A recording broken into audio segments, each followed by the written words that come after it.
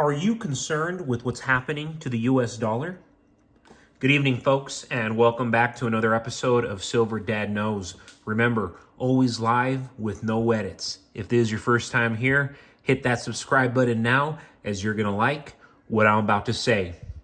So, if you've noticed, guys, in my previous episodes, I have been going through my collection of silver Morgans. You know, I've been going through the line.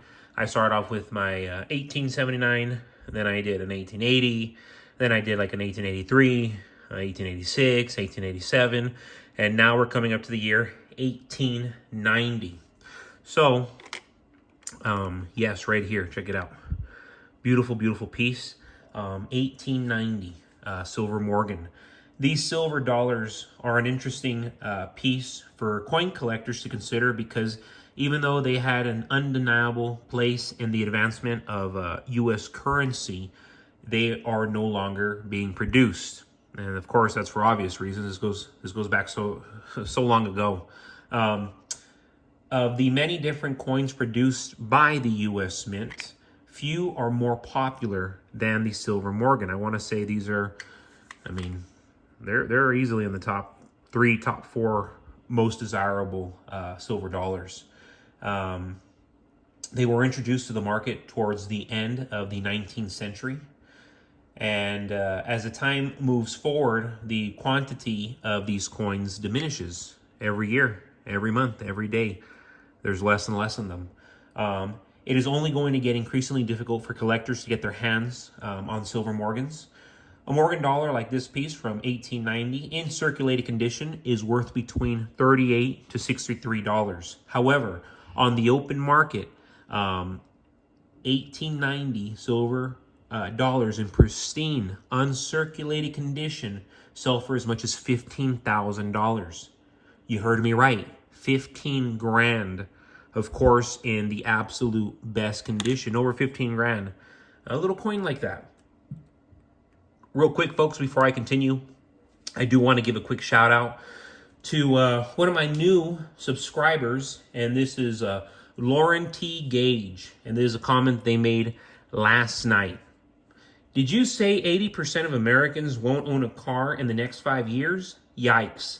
I saw that in Germany. They're trying to make a law so no one drives on the weekends. Beautiful collection. Thank you for this great video. So yes, lovely comment, and I appreciate the compliment from Lauren T. Gage. Yes, if you guys were paying attention to my video yesterday, I did discuss the future of auto vehicles. You know, the auto industry here in America, along with the U.S. economy, because it's all ripple effects that affects us all. And that's another topic because I want to discuss something, of course, related and relevant, but not quite discussing the auto industry.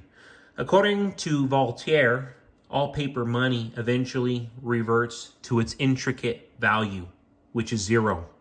Sure, there's still value to our fiat money, our fake money, but history shows without exception that governments, whether they're democracies, whether they're empires, whether they're run by kings, queens, prime ministers, ExxonMobil, all governments going from ancient Rome to today in the US and the European Union, all debt-strapped broke nations inevitably debase their currency to inflate their way out of debt. You know, it's the same cycle over and over and over and over again because there's really no solution. This is more to prolong dire issues. And while they do this, they also become more centralized.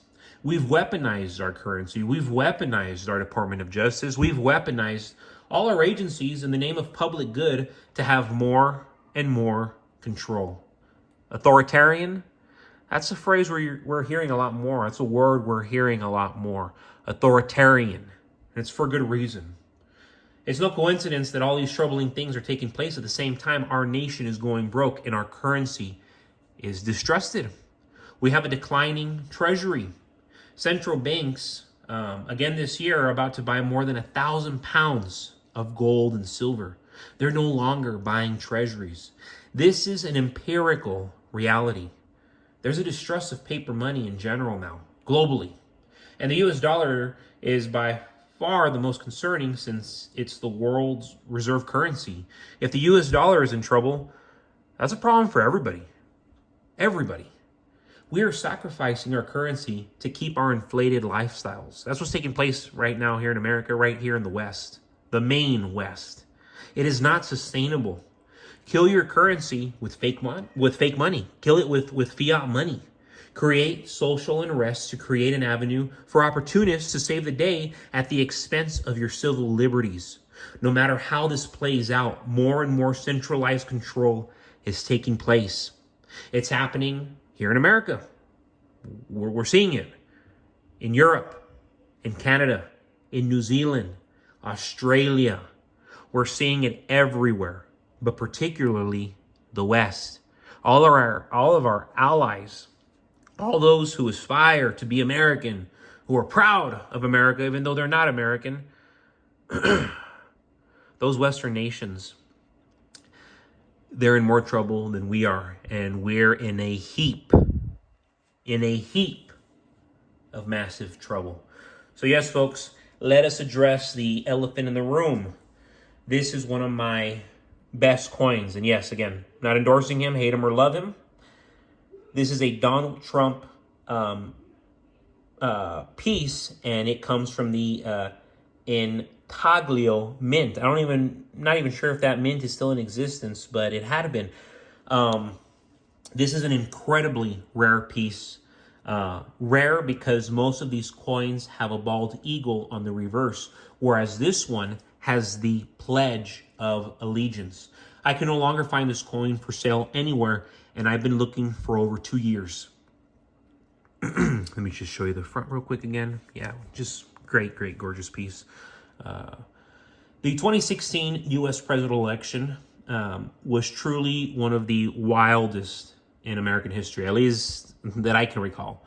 The Republican primary of 2015 through 2016 boasted what was then the largest field of candidates, with businessman Donald Trump emerging victorious. I mean, he shocked the nation.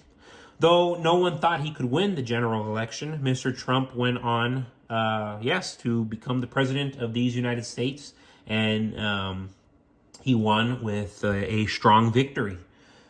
So yes, right now we're looking on the averse of the Silver Trump campaign round, and we have a portrait of, the man himself, Mr. Trump. Of course, a stern look, a serious look on his face as per usual. And then you go back to the reverse. Yes, we have the Pledge of Allegiance. Again, have not been able to find this coin. And to my understanding, I'm the only person on eBay on the online silver market currently selling this piece. But look, I mean, you can see it clearly. You know, I pledge allegiance to the flag of the United States of America and to the republic for which it stands, one nation under God, indivisible, with liberty and justice for all. I just love this piece. I adore this piece. It could have been anybody else on the front. And just the fact that it has the Pledge of Allegiance on the back. I grew up saying the Pledge of Allegiance. I grew up in a generation where if you didn't say the Pledge of Allegiance, I mean, it was offensive. It was offensive. You know, even in high school, this was 15 years ago, I was in high school as a freshman, and there were some kids that wouldn't stand up for the Pledge of Allegiance, and they were called out for. You know, maybe people might get offended by that today, but it's like, no, we are still in the greatest nation that has ever existed. Don't take that for granted. Real quick, folks, before I do end this episode, I want to give a final shout out, and this is to another new subscriber of mine. This is Randy McDonald, and there's a comment that they made earlier today.